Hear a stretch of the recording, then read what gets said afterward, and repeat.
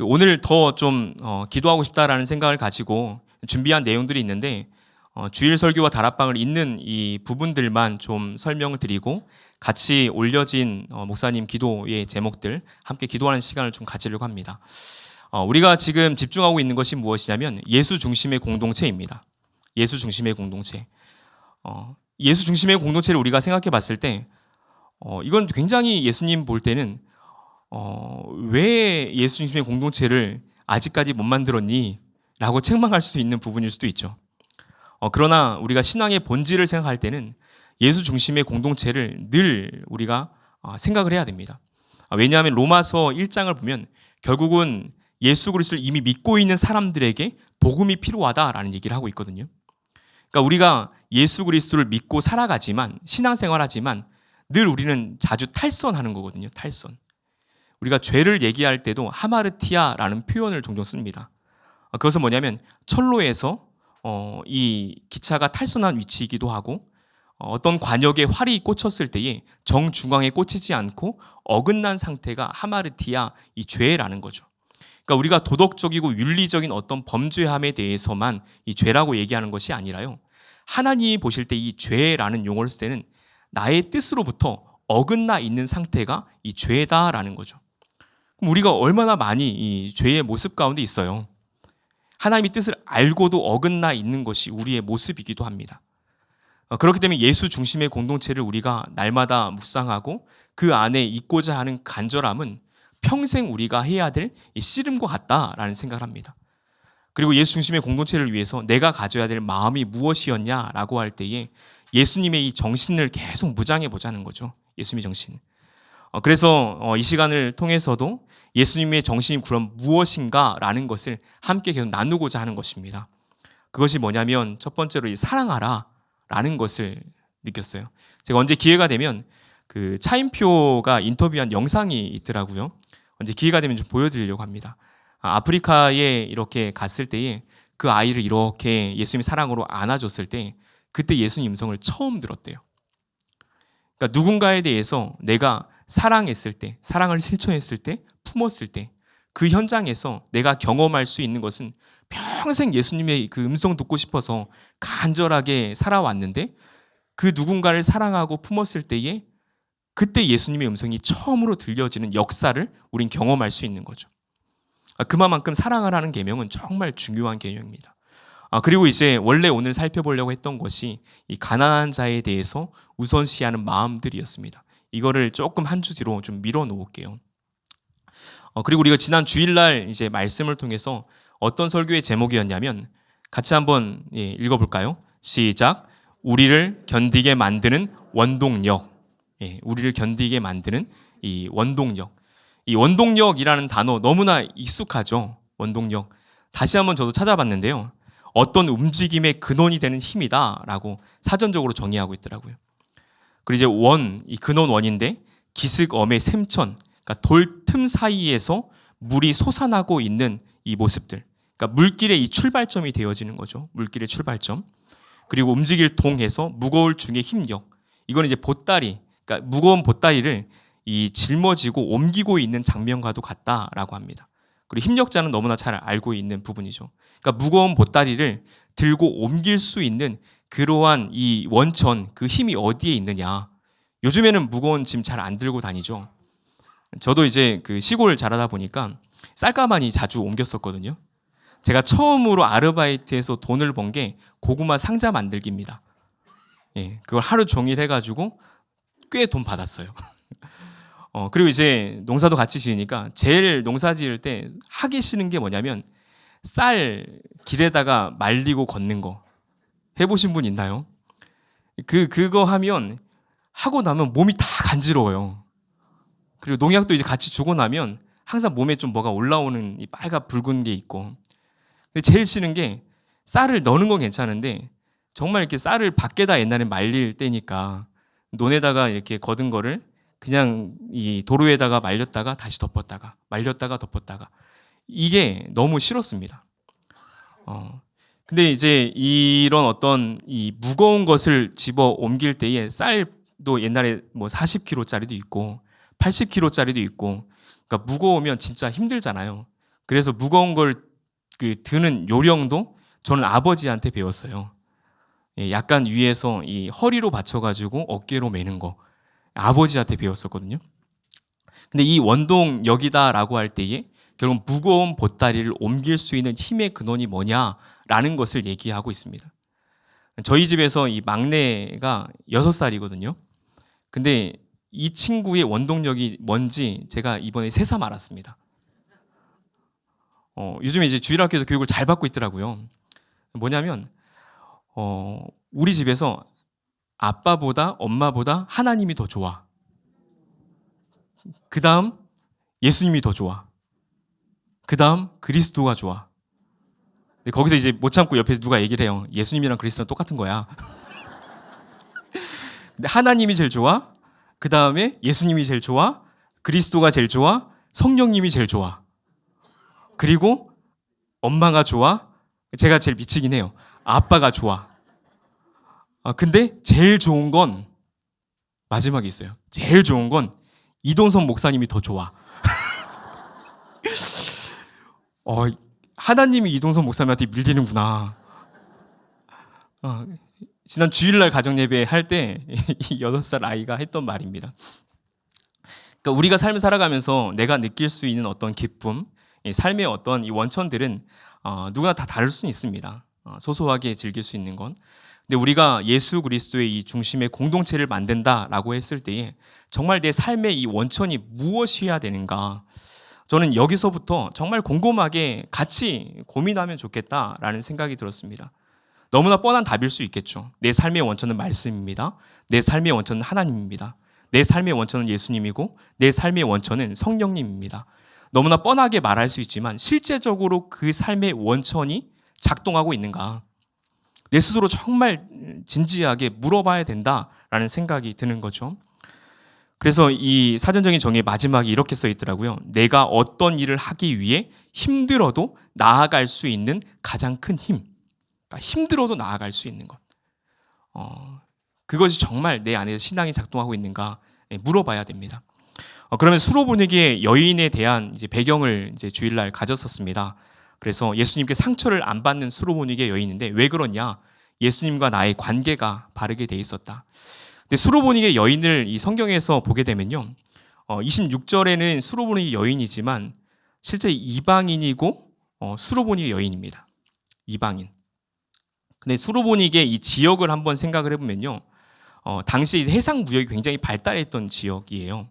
그래서 이 수로보니게 이 사람들은 콧대가 높았다라는 이 평도 있습니다. 왜냐하면 잘 사니까, 내가 가진 게 많으니까 콧대가 높았던 사람들이 수로보니게 사람이었다라는 얘기도 합니다. 근데 지금 이 사람에게 있는 결핍이 무엇이냐면 25절에서 더러운 귀신 들린 어린 딸을 둔 여자라는 말을 하고 있는 거죠.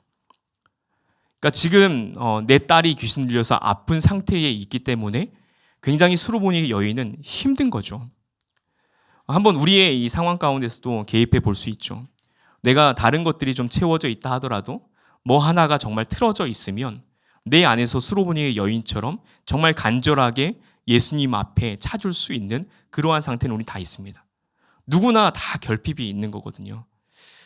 제가 요즘에 이제 공부 하나 하고 있는 게 이제 나이 듦에 대한 공부를 좀 하고 있습니다. 제가 원래는 이 대학교, 그러니까 신학 대학원을 졸업하고 나서 공부를 좀 하려고 해서 노인 복지학을 공부를 좀 했었거든요. 시간이 없어서 제가 실습 못 해가지고 최종 수료는 못 했는데 다시 좀 공부를 하고 있습니다. 근데 이제 그 노인이 겪는 4가지의 이 고통에 대한 얘기를 하고 있고, 그게 무엇이냐면 질병, 빈곤, 고독, 무위.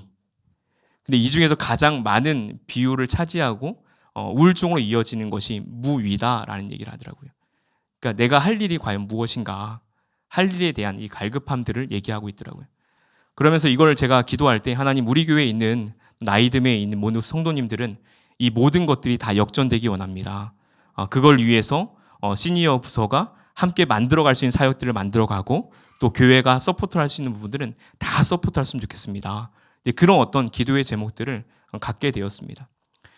그러니까 우리가 다 그런 어떤 연약함, 결핍들이 있고 수로보니 여인처럼 갈 수 있는 모습들인 거죠. 그러면서 이제 설교에서 하나님과의 올바른 관계 설정을 위해 두 가지 훈련을 하자라고 했죠. 첫 번째가 약한 것을 가지고 나아가자. 약한 것을 가지고 나아가자. 이 본문에서는 수로보니 여인의 귀신 들린 딸이 있고, 또 설교 시간에 이제 한나 같은 경우도 마음이 괴로워서 여호와 앞에 기도하고 통곡하니, 아들이 없기 때문에 그렇게 통회하고 있는 한나의 심정들을 얘기하고 있고, 다윗에 대한 예를 얘기할 때는 죄를 범하고 나서 하나님 앞에 상한 심령이다, 상하고 통회하는 마음이다라고 고백을 하고 있었습니다. 그러니까 이런 어떤 연약한 모습들, 있는 모습 그대로 하나님 앞에 나아가는 그런 훈련들. 원래 연약하면 감추고 싶잖아요. 제가 그 말씀드렸죠. 전 제일 감추고 싶은 게 키였거든요. 제가 학사장교로 이제 군대를 갔는데 키가 165 이상이었어요. 키가. 근데 제가 그때 키를 제가 재보니까 164가 나오는 거예요. 1cm를 어떻게 만회하지? 조마조마한 거예요. 이건 어떻게 할 수가 없잖아요. 그렇다고 지금 제 키가 164라는 거는 아닐 수 있습니다. 감추고 싶었어요. 어떻게든 조금 더 굽이 높은 신발을 신고 싶었고, 어떻게든 키가 커 보이면 안 될까? 제가 앉아있으면 커 보인대요. 얼굴이 작고 어깨가 넓어서. 근데 일어서면 키를 알겠대요. 그러니까 누구나 이 연약한 부분에 대해서 감추고 싶고, 또 우리가 또 인생을 계속 살아가다 보면 그 결핍에 대해서는 누구에게 또 흠이 되는 어떤 나의 모습을 보여주기 싫어서 더 감추게 되는 거죠. 근데 우리가 하나님 앞에 나아갈 때는 모든 것들을 다 드러낼 수 있는 거죠. 모든 것들을. 그 작업이 없으면 하나님과 나와의 관계는 이어질 수 없습니다. 그러니까 하나님이 느끼게 하시는 나의 결핍과 연약한 부분들은 정말 열심히 기도하셔야 돼요. 그리고 내가 생각지도 못한 거에 대해서 하나님이 깨닫게 하실 때가 있습니다. 그럼 그걸 가지고 또 하나님 앞에 기도해야 되는 모습들을 우리는 꾸준하게 가져야 되는 모습인 거죠. 그리고 주여 올소이다 라는 얘기를 했습니다. 주여 올소이다. Yes, Lord. 주여 올소이다. 이 주여 올소이다 라는 고백을 하는 것은 하나님과 나의 관계 설정이 명확한 거거든요. 우리가 누구냐라고 할 때에 나는 하나님의 형상과 모양대로 창조되었다라고 말할 수 있지만 우리의 존재는 흙이죠. 그래서 말씀 기억할 겁니다. 주는 토기장이, 나는 뭐죠? 진흙. 인정이 되세요?